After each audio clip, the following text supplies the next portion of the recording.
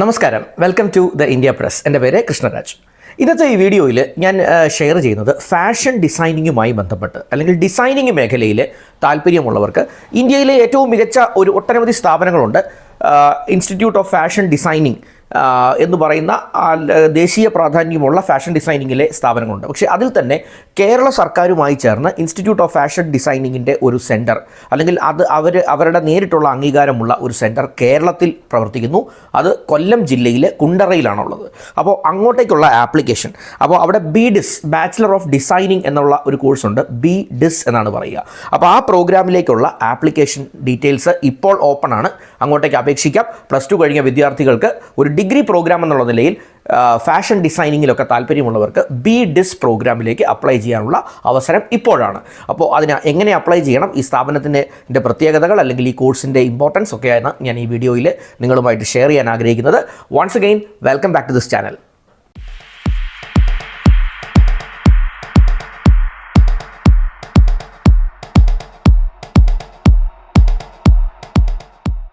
ഇൻട്രൊഡക്ഷനിൽ ഞാൻ സൂചിപ്പിച്ചതുപോലെ തന്നെ national institute of fashion technology അല്ലെങ്കിൽ NIFT എന്നുള്ളത് നമ്മളെല്ലാവരും കേട്ടിട്ടുണ്ട്. NIFTയിലേക്ക് അഡ്മിഷൻ കിട്ടാൻ വേണ്ടി ഇന്ത്യയിലെമ്പാടും ഒട്ടനവധി സെൻറ്റേഴ്സ് NIFTക്കുണ്ട്.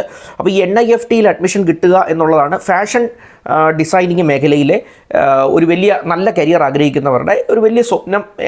NIFT തന്നെയാണ്, national institute of fashion technology. അപ്പോൾ ഈ നാഷണൽ ഇൻസ്റ്റിറ്റ്യൂട്ട് ഓഫ് ഫാഷൻ ടെക്നോളജിയും കേരള സർക്കാരുമായി ചേർന്ന് കൊല്ലത്ത് കുണ്ടറയിൽ സ്ഥാപിച്ചിട്ടുള്ളൊരു സംഭവമാണ് institute of fashion technology Kerala എന്ന് പറയും.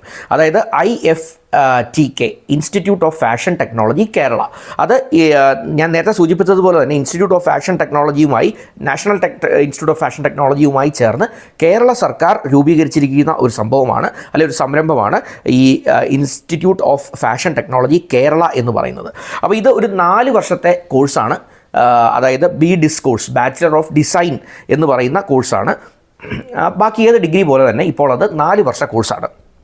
അപ്പോൾ ഇതിന് 31-ാം തീയതി വരെ, അതായത് മാർച്ച് 31-ാം തീയതി വരെ അപ്ലൈ ചെയ്യാനുള്ള അവസരം നിങ്ങൾക്കുണ്ട്. അപ്പോൾ നിങ്ങൾ +2 ഒക്കെ കഴിഞ്ഞ് ഒരു ഹയർ എഡ്യൂക്കേഷൻ നോക്കുന്നവരാണ്, ബാച്ചിലർ ഓഫ് ഡിസൈനിങ് അല്ലെങ്കിൽ BDIS പോലെയുള്ള പ്രോഗ്രാമിൽ ഫാഷൻ ടെക്നോളജിയിലൊക്കെ നിങ്ങൾക്ക് ഒരു പ്ലാൻ ഉണ്ട്, നിങ്ങൾക്ക് ആ ഒരു പഠനത്തിൽ നിങ്ങൾക്കൊരു താല്പര്യമുണ്ട് എങ്കിൽ ഇപ്പോൾ തന്നെ ഇതിനെ അപ്ലൈ ചെയ്യാനായിട്ട് ശ്രമിക്കാം. അപ്പോൾ +2ൻ്റെ റിസൾട്ട് വന്നിട്ട് അപ്ലൈ ചെയ്യാനല്ല നോക്കേണ്ടത്, ഇപ്പോൾ തന്നെ അതിൻ്റെ ആപ്ലിക്കേഷൻ ടൈം തുടങ്ങി. അപ്പോൾ മാർച്ച് 31 വരെ അപ്ലൈ ചെയ്യാം. ഓൺലൈനായിട്ട് ആപ്ലിക്കേഷൻ ഡീറ്റെയിൽസ് അത് ഞാൻ പുറകെ എങ്ങനെ അപ്ലൈ ചെയ്യണം എന്നൊക്കെ പറയാം.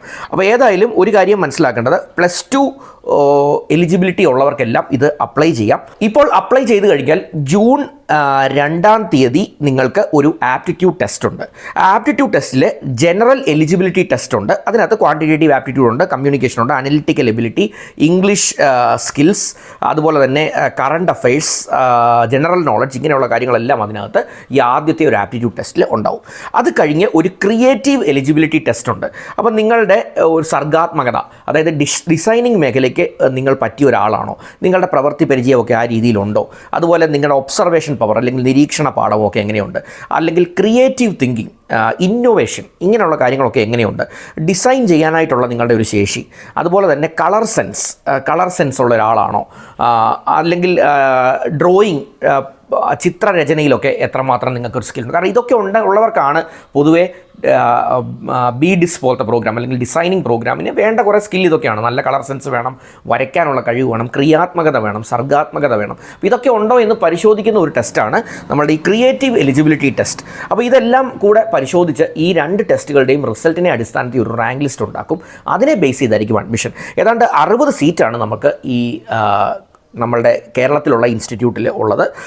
ഇത് സൂചിപ്പിച്ചതുപോലെ കേരള സർക്കാരിൻ്റെയും കേരള സർവകലാശാലയുടെയും ചില നോംസ് ഉണ്ട്. അത് പ്രകാരമുള്ള പിന്നോക്ക വിഭാഗങ്ങൾക്ക്, അതുപോലെ സാമ്പത്തിക സംവരണമുള്ളവർക്ക്, പട്ടികജാതി പട്ടികവർഗ വിഭാഗങ്ങൾക്ക്, ഇവർക്കെല്ലാമുള്ള സംവരണം സ്റ്റേറ്റ് റൂൾസ് അനുസരിച്ച് തന്നെ ഉണ്ടായിരിക്കും എന്നുള്ളത് മനസ്സിലാക്കാം. അപ്പോൾ ഈ കാര്യങ്ങളുടെ ഡീറ്റെയിൽസ് എല്ലാം നിങ്ങൾ ഈ സൈറ്റിൽ കയറി ഒന്ന് മനസ്സിലാക്കാൻ ശ്രമിക്കുക. ഇവരുടെ നമ്മൾ ജനറലി ഒരു അന്വേഷണത്തിൽ മനസ്സിലായത്, ഇതിന് മുൻകാലങ്ങളിലുള്ള കഴിഞ്ഞ വർഷങ്ങളിലുള്ള ബാച്ചുകളിലെല്ലാം നല്ല പ്ലേസ്മെൻറ്റ് റെക്കോർഡ് ഇവർക്കുണ്ട്. അതുകൊണ്ട് തന്നെ ഡിസൈനിങ്ങിൽ താല്പര്യമുള്ള ഒരാൾ ആണ് നിങ്ങളെങ്കിൽ നാഷണൽ ഇൻസ്റ്റിറ്റ്യൂട്ട് ഓഫ് ഫാഷൻ ടെക്നോളജിയിൽ നിങ്ങൾക്ക് അഡ്മിഷൻ കിട്ടാനായിട്ട് സാധിച്ചില്ല എങ്കിൽ മറ്റ് ഒരു ഓപ്ഷൻ നിങ്ങൾ നോക്കുന്നതിൽ ഏറ്റവും നല്ലൊരു ഓപ്ഷനായിട്ട് നിങ്ങൾക്ക് എടുക്കാൻ പറ്റുന്ന ഒരു ഓപ്ഷൻ കൂടിയാണ് ഇതെന്ന് മനസ്സിലാക്കുക. അപ്പോൾ ഇവരുടെ വെബ്സൈറ്റ് ലിങ്ക് ഉണ്ട്, iftk.ac.in എന്ന് പറഞ്ഞ വെബ്സൈറ്റ് ഉണ്ട്. അതിൻ്റെ ലിങ്ക് ഞാൻ ഡിസ്ക്രിപ്ഷനിൽ ഇട്ടേക്കാം. അപ്പോൾ അതിൽ കയറി ഡീറ്റെയിൽസ് ഒക്കെ കണ്ട് മനസ്സിലാക്കി ഒന്ന് അപ്ലൈ ചെയ്യാൻ ശ്രമിക്കാം. ഒരു തിരുത്ത് ഉള്ളത്, ഞാൻ മുൻപ് പറഞ്ഞപ്പോൾ മാർച്ച് 31 എന്ന് പറഞ്ഞതാണ് എൻ്റെ ഓർമ്മ. മാർച്ച് 31 മെയ് 31 വരെ നിങ്ങൾക്ക് അപേക്ഷിക്കാം.